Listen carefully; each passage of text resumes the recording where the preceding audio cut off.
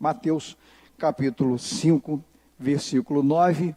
Eu quero ler com você, está lá na tela também. Vamos ler juntos? Bem-aventurados os pacificadores, porque serão, mais uma vez agora mais forte, bem-aventurados os pacificadores, porque serão chamados filhos de Deus. Amém? Obrigado, Pai, pela leitura da palavra, por tudo que tivemos oportunidade de fazer desde que acordamos. Te louvamos pela maneira tão especial como o Senhor tem nos tratado, está nos tratando, a forma tão linda de sermos cuidados por Ti e também de sermos chamados de filhos do Senhor. Obrigado por mais um domingo, por estarmos na Tua casa. Te agradecemos pelo privilégio de cantarmos hinos ao Senhor, louvores que são elogios ao Senhor, e nessa sintonia em que estamos, queremos também alcançar o Teu coração e desejamos que, ao fazê-lo, o Senhor se alegre e ministre aquilo que Tu queres ministrar, para que sejamos cada vez melhores, para que cresçamos e sejamos bênçãos na vida uns dos outros, até que multipliquemos o número daqueles que precisam ser salvos. Te agradeço pela vida de cada mãe que veio ao templo nesta manhã, por aquelas que estão em casa, principalmente as que estão conosco participando desse culto. Manifesta a Tua glória e o Teu poder, abençoa, renova força, ânimo, saúde e coloca dentro destes corações a alegria do Senhor. Obrigado por tudo, nós te agradecemos em nome de Jesus. Amém. Amém, igreja? Felizes. Então nós já aprendemos, estamos aprendendo, e que felizes são aqueles que se colocam numa posição. Que posição é essa, pastor? A posição de alunos. O aluno quer aprender. Ele não quer aprender para transformar o que ele aprendeu em uma reserva particular de conhecimento. Mas ele quer aprender para compartilhar todo o seu aprendizado com aquelas pessoas com quem ele interage no seu dia a dia, quer na família, quer no trabalho, na escola, na universidade, na rua, no ônibus, no supermercado, aonde nós tivermos o privilégio de ir, aonde nós estivermos indo, e nós sejamos portadores das boas novas de salvação, desse evangelho extraordinário que é para aqueles que entregaram de verdade, sinceramente, as suas vidas, o seu coração a Jesus, fonte de poder e transformação para outras pessoas. Então, é por esta razão que Jesus trabalhou com os seus discípulos, dando a eles toda a condição para que eles pudessem, ao sair daquele encontro, se tornarem melhores do que eles já estavam sendo. Porque esse aprendizado é um aprendizado sobrenatural. O aprendizado natural é aquele que a gente já conhece no nosso dia a dia. A gente adquire no dia a dia. Mas o conhecimento sobrenatural vem através da palavra de Deus. Vem através da experiência com as coisas de Deus. Vem através do relacionamento com as coisas de Deus. E é por essa razão que Jesus deixou bem claro que eles seriam bem-aventurados, eles seriam felizes se colocassem em prática tudo o que estavam recebendo da sua parte. Por quê? Porque o que dele vem é sobrenatural. É divino, é para nós e para as pessoas com quem nós podemos compartilhar no dia a dia. Todos temos o conhecimento, sabemos que aumenta assustadoramente na sociedade os conflitos entre as pessoas. Conflitos estão acontecendo na vida conjugal, sempre, pastor. O senhor não está falando nada diferente, o senhor está falando o óbvio. Sim, eu estou reafirmando o que tem acontecido, só que numa velocidade maior e também potencializado pelo pecado. Tem acontecido muita coisa desagradável no comportamento familiar, na estrutura familiar, na vida dos casais, no relacionamento com os pais e filhos, sinalizando que alguma coisa está indo de mal a pior. Nós não podemos desconsiderar o cumprimento da palavra de Deus. Tudo está sendo desenvolvido, tudo está sendo levado, tudo está se encaminhando para a volta de Jesus. Nós não podemos fingir que isso não está acontecendo. Pelo contrário, não podemos e não devemos nos surpreender com fatos que acontecem no nosso cotidiano, mas também precisamos nos preparar para ajudarmos aquelas pessoas que não conhecem absolutamente nada acerca do Salvador e da salvação. O primeiro conflito, queridos irmãos, irmãs e amigos, que encontramos na Bíblia, narrado na Bíblia, aconteceu entre dois irmãos. Nós sabemos que foi com Caim e Abel. Está lá em Gênesis, o capítulo é o 4. No diálogo entre Caim e Deus, ficou claro que ele deveria dominar a raiva. Deus deixou bem claro para Caim que ele até podia ter aquele sentimento, ele poderia ter se sentido desconfortado, ter tido ciúmes, ter tido inveja, porque todos esses sentimentos são sentimentos naturais. Mas Deus deixou claro que ele precisava dominar, ele deveria dominar a raiva, a ira e a inveja que estavam abrigados dentro do seu coração. Para quê? Por que é que ele deveria dominar? Para que um mal maior não acontecesse, mas porque ele não ouviu a voz de Deus, porque ele não atendeu a voz de Deus, porque ele desconsiderou a orientação de Deus, o versículo 7 narra que essa coisa ruim aconteceu.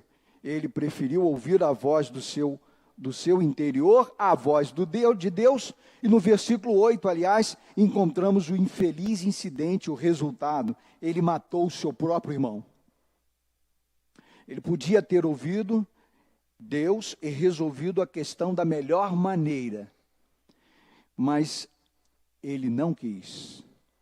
Meu irmão, minha irmã, quando nós não queremos, nós respondemos por circunstâncias desagradáveis.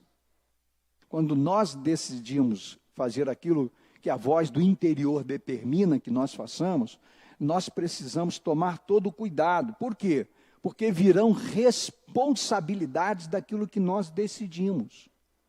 Caim decidiu não ouvir Deus, mas ouvir a sua própria voz, a voz do seu interior. E ela determinou que ele agravasse a situação entre os dois, entre ele e o seu irmão. E no versículo 8 nós encontramos que ele acabou matando o seu irmão. Em Gênesis 13, dos versículos 8 ao 13, nós também encontramos o registro de uma briga por terras entre os pastores de Abraão e os pastores de Ló. Nós já estudamos essa história aqui numa destas quintas-feiras, falando sobre a decisão de Ló. O texto diz que não haja desavença entre mim e você. Palavra de Abraão para o seu sobrinho, Ló. Está escrito assim: não haja desavença entre mim e você. Veja que havia no coração de Abraão um desejo de pacificar o problema entre os dois sobrinhos. Aliás, entre o sobrinho e os seus pastores, os pastores de Ló e os pastores de Abraão. Então havia no coração de Abraão um desejo de pacificar. Ele desejou ser um pacificador. E quando teve o encontro e a oportunidade de conversar com Ló, ele disse isso: não haja desavença entre mim e você, ou entre os seus pastores e os meus. Afinal, somos irmãos. Olha só que palavra linda essa de Abraão. Olha, somos irmãos. Para que isso? Por que desavença? Por que discordância? Por que confusão? Por que você achar que é melhor do que os meus pastores, que os seus pastores são mais eficientes do que os meus, e trabalham mais tempos ou menos tempos, cuidam melhor ou cuidam diferente? Não, não. Vamos apaziguar isso aí, vamos pacificar isso aí. Mas ocorre que o texto diz que não houve como pacificar. Não houve acordo entre os pastores de Ló e os pastores de Abraão. Meu irmão, minha irmã, quando acontece uma situação parecida com essa, nós precisamos procurar um melhor acordo. O acordo que seja bom para as duas partes e não para uma parte apenas. Abraão desejou pacificar, encontrar um acordo que fosse bom para os dois lados. Mas Ló não concordou, o que permitiu que eles se separassem. Abraão foi para a montanha e Ló foi para a campina. Não é? Então, queridos irmãos, a posição de Abraão aqui no texto, por exemplo, é reconhecida e ensinada por Paulo. Olha só, presta atenção nisso. A gente está falando lá de Abraão. Lá de Abraão.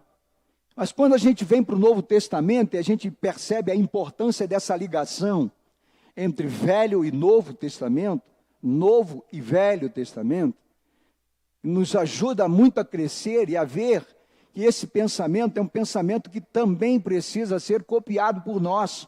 O apóstolo Paulo, então, lá aos Romanos, ensinando os irmãos de Roma, no capítulo 12, no versículo 8, diz assim: se for possível, na medida em que depender de vocês, olha, se for possível, na medida em que depender de vocês, vivam em paz com todos. Vamos repetir? Repitam, digam assim: se for possível, na medida do possível, diga assim, no que depender de vocês, no que depender de mim, olha aí para a pessoa perto de você, diz: no que depender de você, vivam em paz com todos. Meu irmão, é bom viver em guerra? Para um pouquinho aqui para pensar. Pensa comigo aqui uma coisinha. Como devem estar se sentindo as famílias lá da Ucrânia? Não dá para você sentir isso. Porque você não está lá na Ucrânia. Você não conhece aqui, pelo menos em Petrópolis, uma família ucraniana. Mas vocês sabem perfeitamente a quantidade, as milhares de pessoas que estão procurando refúgio em outros países. Por quê? Porque elas estão fugindo da guerra. Eu não consigo entender como é que casais conseguem viver em guerra. Famílias em guerra. Igrejas em guerra. A palavra de Deus é muito clara nesse sentido, ensinando a gente a aprender a conviver em paz. Mas para conviver com essa paz, a gente precisa primeiro assumir a posição de pacificador. Somos chamados a esse tempo a sermos pacificadores e não ateadores de fogo. Nós vivemos em circunstâncias muito difíceis no dia a dia, em todos os lugares, em todos os segmentos. As guerras internas e interiores são travadas dioturnamente. Nós já temos nessa frequência humana o hábito de viver em guerra, vivemos em guerra com a gente mesmo. Mas o apóstolo Paulo, olhando lá para Abraão e vendo esse conceito de pacificação, de vida de paz, ele então traz para os romanos que estavam vivendo um momento complicado, um momento difícil. Então ele traz o mesmo conceito, ele traz a mesma ideia, ele traz a mesma orientação, se for possível, porque às vezes não é possível. Às vezes não é possível. Então Paulo está usando aqui esse termo para dizer, olha, faça todo o possível, naquilo que você puder, naquilo que estiver ao seu alcance, viva em paz e ajude as pessoas a viverem também em paz. Paulo está dizendo, na medida em que depender de você, não é na medida em que depender dos outros, é de você. Quem é que tem que começar a apaziguar? Quem é que tem que começar a pacificar? Sou eu, é você, somos nós, pelas razões suficientes que temos. E nós vamos ver Jesus dizendo isso.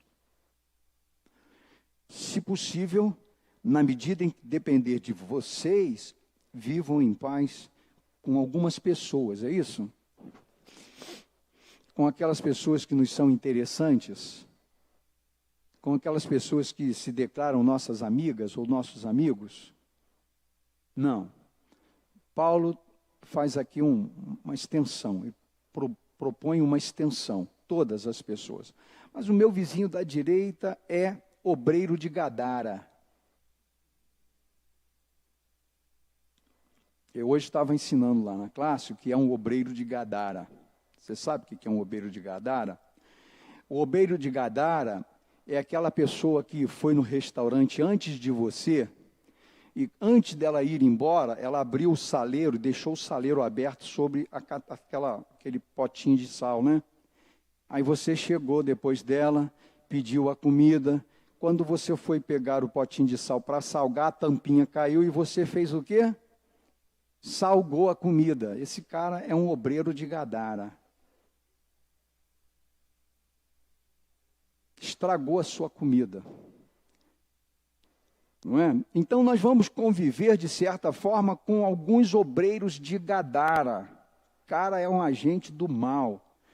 O sujeito é um enviado do diabo. Não é? E chegou antes de você, preparou a armadilha. Quando você foi fazer o negócio, estragou tudo. Estragou tudo. Então, é natural que nós continuemos convivendo com pessoas que não tenham Jesus, que não são servos e servas de Jesus, mas que têm uma mentalidade maligna, que têm projetos malignos, que têm intenções maliciosas. E pode acontecer que alguém acabe participando dessas intenções, e quem sabe, numa dessas vezes, vai acontecer que vai ser eu, ou vai ser você, ou um de nós.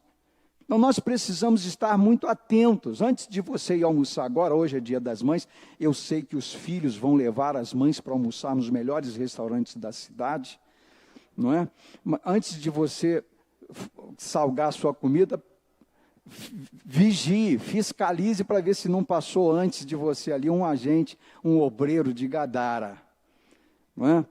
Que tenha como intenção na mente estragar o prazer daquele momento tão gostoso do almoço do Dia das Mães. Né? Está chegando aí o Dia dos Namorados, no mês que vem é o Dia dos Namorados. Vamos fazer essa observação lá, né?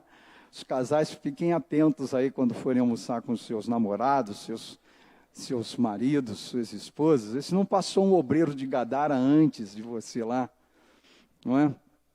Então, é muito natural que a gente conviva nos nossos dia a dias com essas pessoas.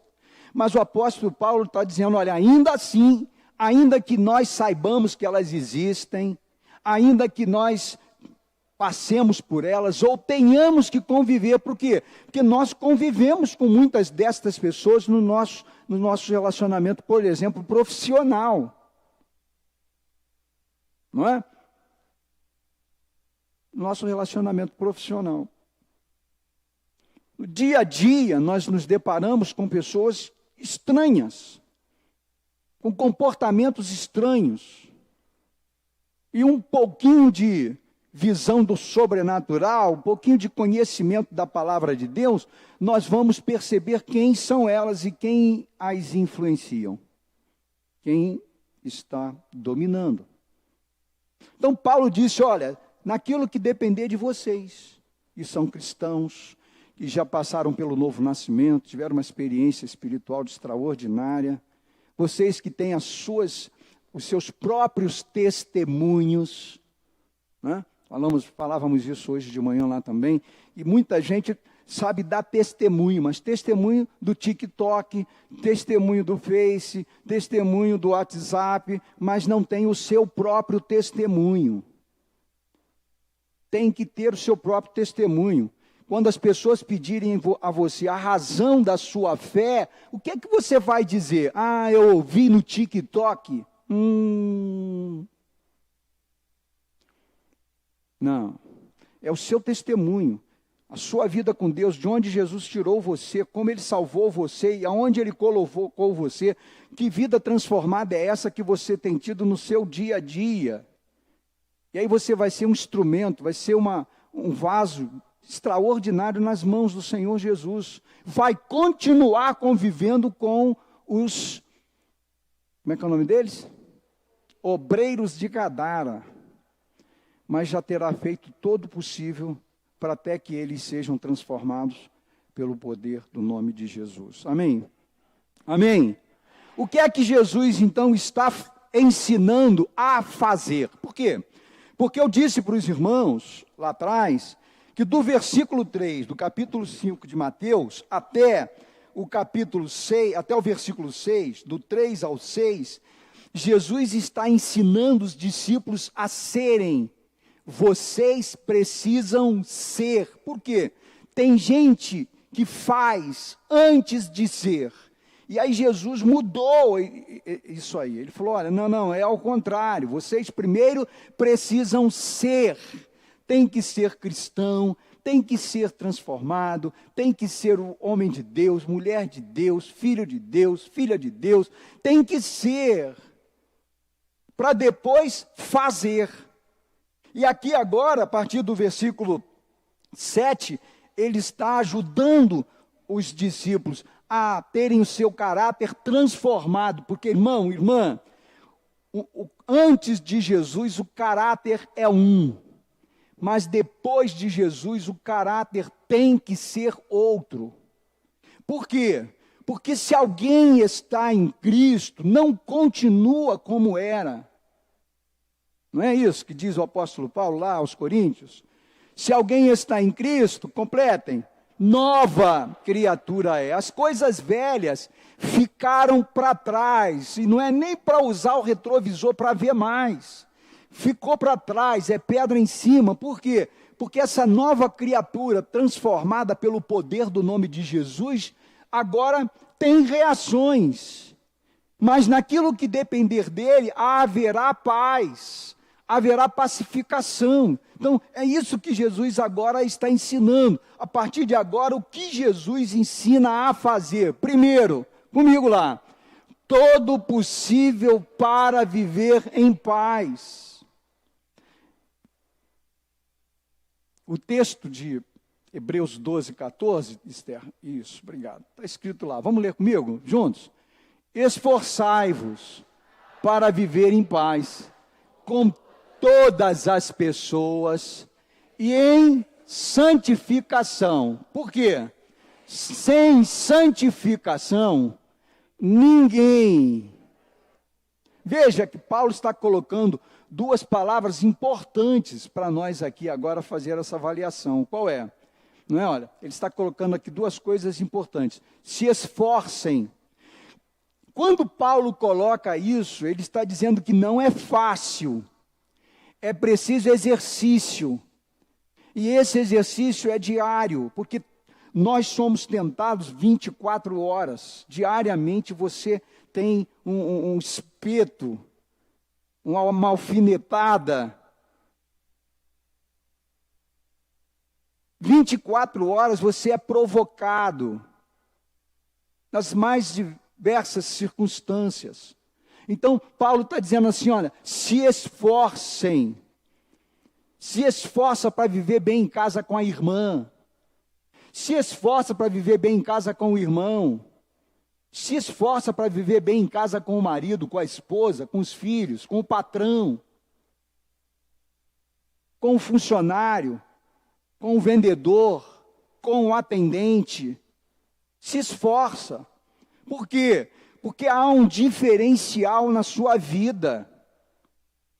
Você tem uma coisa que é diferente das demais pessoas. Então, Paulo está dizendo, olha, ainda assim, se esforce, faça todo o possível para viver em paz. Ele está dizendo, para viver em paz com todas as pessoas. Mas ele fala sem santificação. E eu fiquei prestando muita atenção nisso, porque estas duas palavras estão ligadas no mesmo versículo, ou seja, sem esforço e sem santificação para viver bem com todos, dificilmente nós vamos continuar vendo Deus. Quando é que nós vamos continuar vendo Deus? Quando nós obtemos resultados espirituais. E Paulo está dando um conselho aqui interessante. Para você ter um resultado espiritual em tempo de guerra, em tempo de conflito, quando as coisas estão acontecendo, primeiro, se esforça, evita, foge, corre, paga o preço de não ter que viver a guerra, porque, meu irmão, minha irmã, viver guerra é brabo, hein? É ruim. É ruim. Você sabe disso. E aí ele fala aqui em santificação, porque se você jogar a santificação de lado, só sobra a carne. Fala comigo aí, se deixar a santidade de lado, sobra a carne. E aí o bicho pega. Vejam essa ligação. Esforço e santidade. Santidade e esforço. Isso vai produzir um resultado. Qual é o resultado? Paz. Paz. Então, queridos irmãos, são eleitos por Jesus como pacificadores. Quem são esses eleitos por Jesus como pacificadores? Olha, são eleitos por Jesus como pacificadores não apenas aqueles que não aceitam guerras, mas aqueles que se esforçam para evitá-las a todo custo.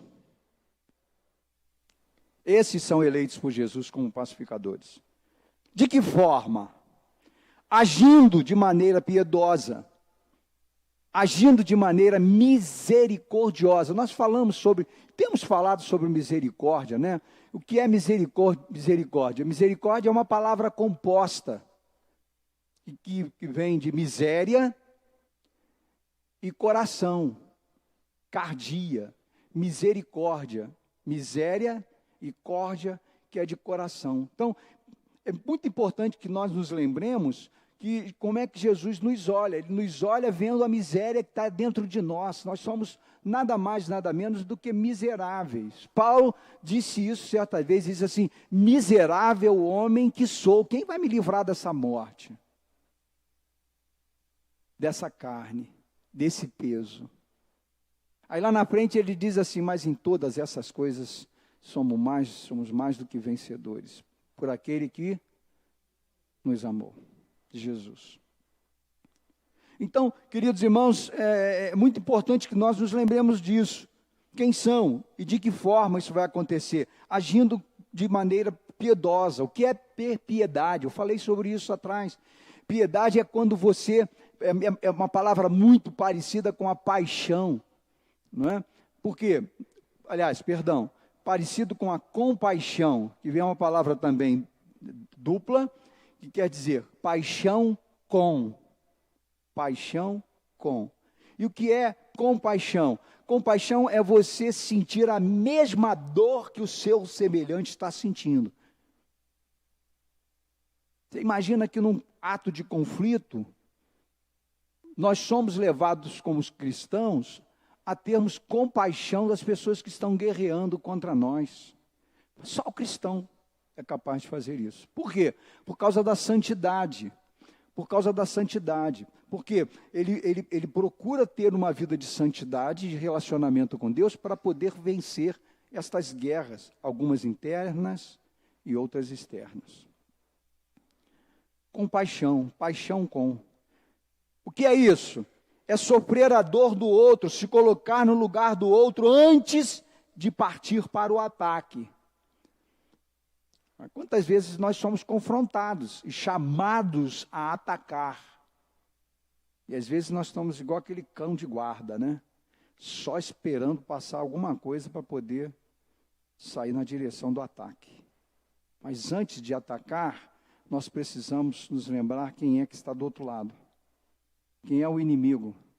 Se é que é o inimigo, até porque todos nós, sabemos que a nossa luta não é contra e nem sangue. Contra principados, potestades e hostes espirituais nesse mundo tenebroso. Em São Paulo, agora nessa semana, eu não sei se você viu, os moradores de um apartamento estavam jogando lixo e fezes pela janela, atingindo as casas de baixo. Você viu isso, essa reportagem? Saiu na Record? Não. Os moradores de um prédio pegavam a sua sacolinha de lixo e jogavam nas casas embaixo. E a proprietária daquelas casas, que eram pequenas, como é que se fala? Suítes de aluguel por temporada, ela pegou e colocou câmeras em todos os lugares, inclusive nos telhados, porque ela não aguentava mais denunciar ao condomínio, ao síndico, fez boletim de ocorrência, a coisa já estava assim, processo muito complicado. E como ninguém resolveu, como nada deu certo, ela então instalou as câmeras para se precaver, e tendo as fotos, tendo as imagens, ela juntaram as imagens e as fotos aos processos que ela já estava ingressando mais uma vez contra aquele prédio, contra aquele condomínio. Veja que coisa, né? Além de falta de respeito, de higiene, de educação, pode causar danos reais a outros moradores. Se fosse ao contrário, se fosse as casas estivessem jogando para dentro do prédio as bolsas com lixos, papel sanitário, se fosse ao contrário, como é que seria a reação do condomínio? Será que os moradores desses apartamentos se sentiriam felizes e agradecidos? Joga mais. Foi pouco, mas abre a bolsa, joga a bolsa aberta, sacola aberta, eu quero cheiro. Então a gente precisa se colocar no lugar da outra pessoa. Quem é o inimigo? Quem são aquelas pessoas que moram naquele condomínio? Né? Educação, diga comigo, educação, respeito, não é? Tudo isso é preciso considerar. É preciso considerar. Eu tenho certeza que nenhum daqueles moradores dos apartamentos eram cristãos. Eu não posso acreditar que um cristão seria capaz de fazer isso. Então, o esforço recomendado por Paulo para se viver em paz não é seletista. Não é aquele que escolhe, não, eu vou viver em paz com a minha casa, minha família, o resto que se vire. Não, não é isso. O esforço recomendado por Paulo é para que convivamos com todas as pessoas, o maior número de pessoas possíveis.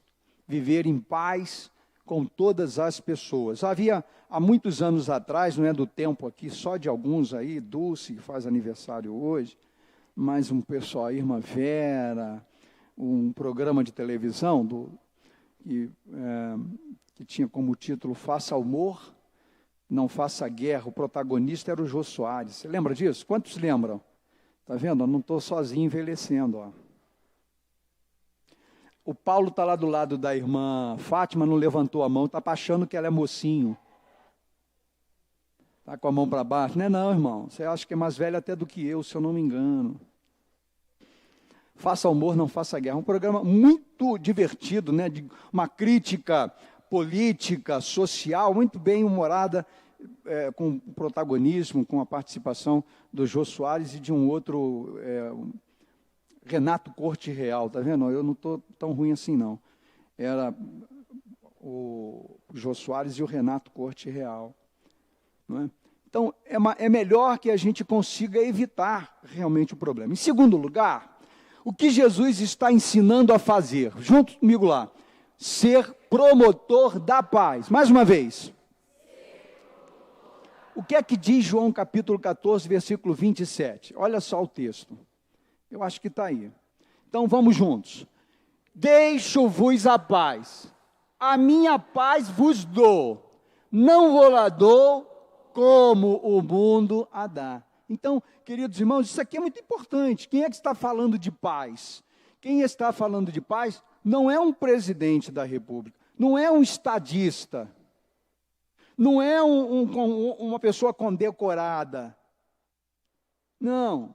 Quem está falando de paz é quem entende de paz, porque ele é a própria paz. É Jesus. Jesus nunca disse que a vida dos discípulos, e nem a nossa, seria tranquila, seria fácil, mas que eles teriam paz dentro dos seus corações, paz de espírito, para quê? Para enfrentar as guerras e ainda emprestar essa paz, essa condição espiritual a outras pessoas, para que elas também pudessem enfrentar as circunstâncias, por mais dolorosas que fossem, difíceis e incertas. Por quê? Porque essa paz não é uma paz humana, não é a paz que o mundo está oferecendo. Como tem gente querendo essa paz do mundo, mas essa paz é uma paz temporária, temerária, incompleta, que mata. Essa paz de Jesus não é humana, mas divina. Não era natural, mas sobrenatural. Essa paz prometida por Jesus é uma paz, é uma das evidências do relacionamento que temos e devemos manter após entregarmos a vida e o coração para Ele. Romanos capítulo 5, versículos 1 e 2 diz assim: justificados, pois, pela fé, tenhamos paz com Deus, por nosso Senhor Jesus Cristo, por quem obtivemos também nosso acesso pela fé a esta graça, na qual estamos firmes, e gloriemo-nos na esperança da glória de Deus. Então, olha, justificado, pois, pela fé, tenhamos paz. Paz em quem? Paz em Deus. Nenhuma outra paz vai conseguir pacificar nada. Estamos aí vivendo os conflitos. Jesus deu sua vida para fazer a paz, para promover a paz entre nós e Deus, entre pecadores e Deus. E quando levarmos essa mensagem de paz aos outros, nos tornamos pacificadores. Em último lugar, o que Jesus está então ensinando a fazer? Comigo aqui. Compartilhar esse evangelho. Que evangelho? Esse evangelho de paz. Então, o que Jesus estava ensinando eles? Pessoal, vocês antes eram, agora vocês vão fazer. O que vocês vão fazer? Vocês vão fazer o seguinte: todo o possível para viver em paz. Façam de tudo para viver em paz. Vai ter guerra. Vai ter guerra. A guerra vai continuar, vai piorar, vai aumentar. A coisa vai ficar esquisita. O negócio vai ficar complicado. Mas no que depender de vocês, haja paz entre as pessoas. Promovam a paz. Sejam os promotores da paz. Mas não basta ser promotor, tem que compartilhar essa paz. Não é? Aí Jesus disse assim, lá em Mateus 5, 13 a 16. Vocês são o sal da terra e o que mais? Continuem.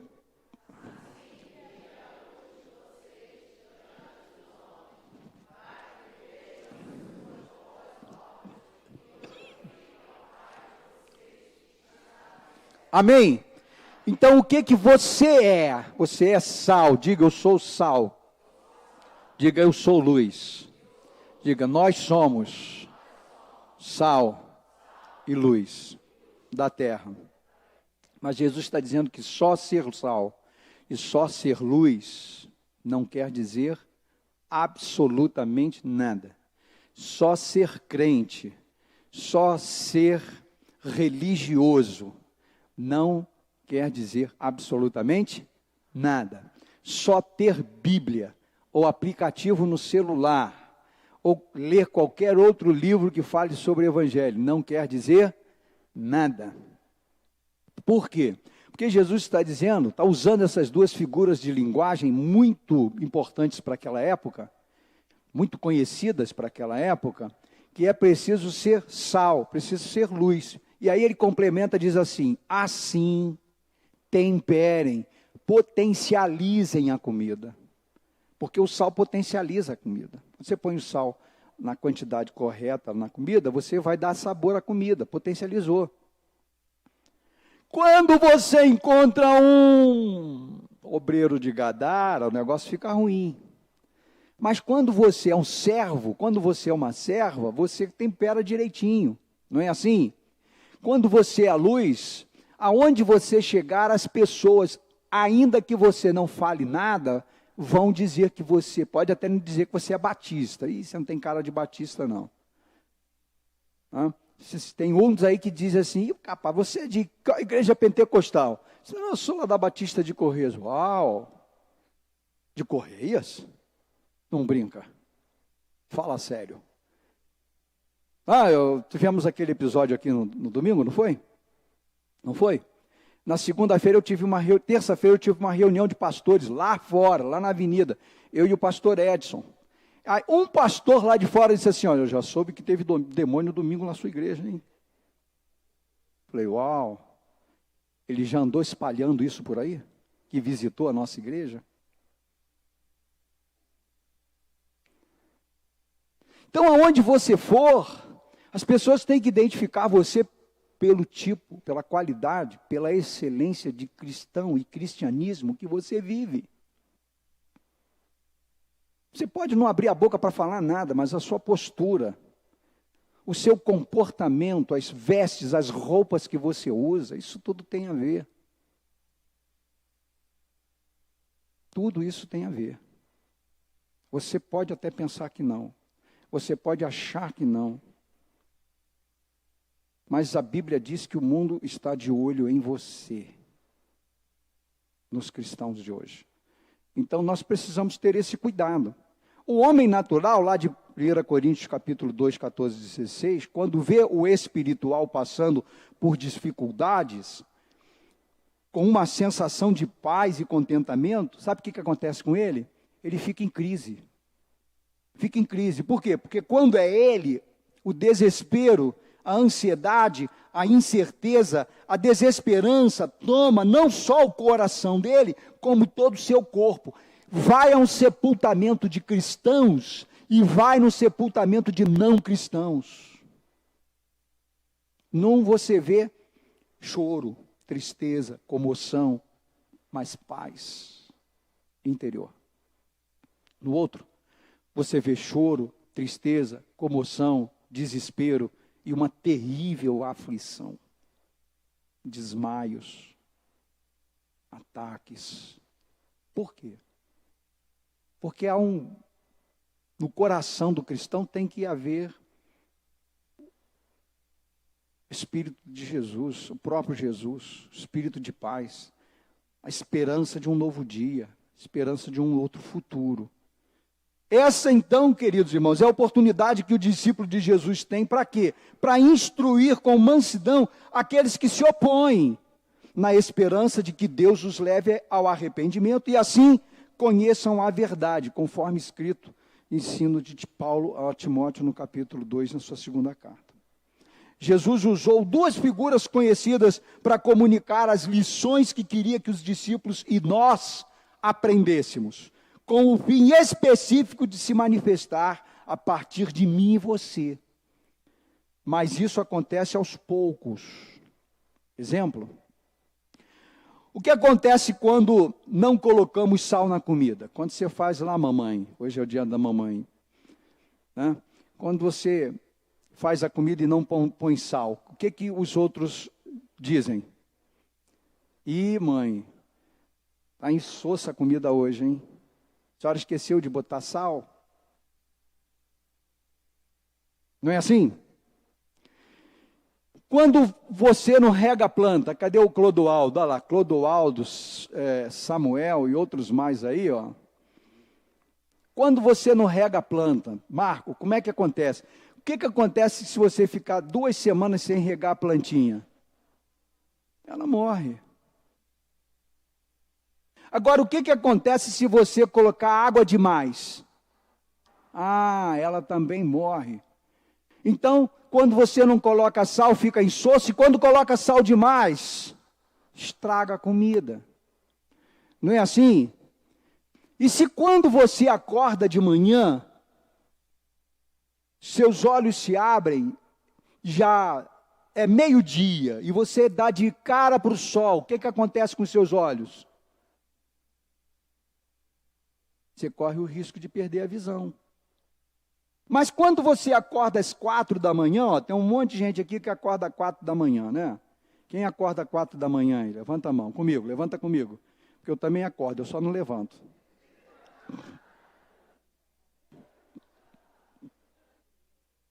Você acorda às 4 da manhã, o sol está intenso? Não. Mas quando é meio-dia, o que acontece? Por quê? Porque o sol vai aumentando a sua intensidade gradativamente. Gradativamente. O que Jesus estava ensinando aos discípulos então? Que os extremos são perigosos. Exemplo, o remédio na dose certa, cura, mas na dose errada, mata. Então, queridos irmãos, Jesus estava ensinando que a nossa caminhada com Ele precisa começar aos pouquinhos, até ganhar intensidade e brilho. E então vai se tornar forte a nossa presença na sociedade. Quando é que as pessoas vão perceber que nós somos quem o Senhor Jesus quer que nós sejamos? Quando o sal e a luz em nós for se tornando intensivos. Então você não vai precisar falar muito, as pessoas vão ver em você alguma coisa diferente. Essa caminhada não vai prejudicar ninguém, mas vai dar frutos e não vai glorificar o seu nome, porque você vai estar brilhando com o brilho certo e o brilho de Jesus. Amém? Amém? Bom, dentre muitas outras lições que nós poderíamos tirar hoje aqui desse texto, aprender com Jesus é muito importante, porque ele é a excelência da pedagogia. Jesus é a excelência da pedagogia. E aprendemos hoje que, como convertidos, nós devemos fazer, primeiro, o quê? Todo o possível para viver em paz. Como discípulos, nós precisamos fazer o quê? Ser promotor da paz. Em terceiro, como discípulo, compartilhar o Evangelho de Cristo. Se nós entendermos isso, querido, querida, se nós praticarmos isso, vai ser um sucesso lá fora. Não você vai ser um sucesso, mas o seu testemunho, sua missão, seu projeto de levar vidas aos pés de Jesus vai ser fantástico. Muita gente vai ser levada aos pés de Cristo, sem que você tenha dito muita coisa. Mas porque o brilho intenso e o sabor intenso de Jesus na sua vida vai fazer a diferença nas outras pessoas. E elas vão querer saber o que é isso. Vão querer até que você vai poder discipulá-las, levando-as a um conhecimento maior desse Deus tão maravilhoso que nós um dia conhecemos. Posso ouvir um glória a Deus? A igreja pode dizer amém? Pode se colocar em pé para nos despedirmos? Deus, obrigado por mais esse momento de comunhão contigo, com o irmão da direita, da esquerda, da frente, de trás. Obrigado, ó Pai, pelo alimento que o Senhor nos concedeu, pela palavra tão poderosa, tão maravilhosa, tão diferenciada que o Senhor nos trouxe nesta manhã de domingo, que ela produza resultados excelentes e que ao sairmos daqui nós não consigamos esquecê-la. Pelo contrário, que a coloquemos em prática no nosso viver diário, que a partir de nós haja paz na terra, que a partir de nós haja paz no lar, que a partir de nós haja paz na família, que a partir de nós que haja paz na igreja, que a partir de nós que a sociedade experimente a tua paz, porque é uma paz sobrenatural, extraordinária e eterna. Em nome de Jesus. Em nome de Jesus. Dá um abraço na pessoa da direita, da esquerda, desejando-a um feliz domingo na presença de Cristo Jesus. Deus te abençoe, meu irmão e minha irmã.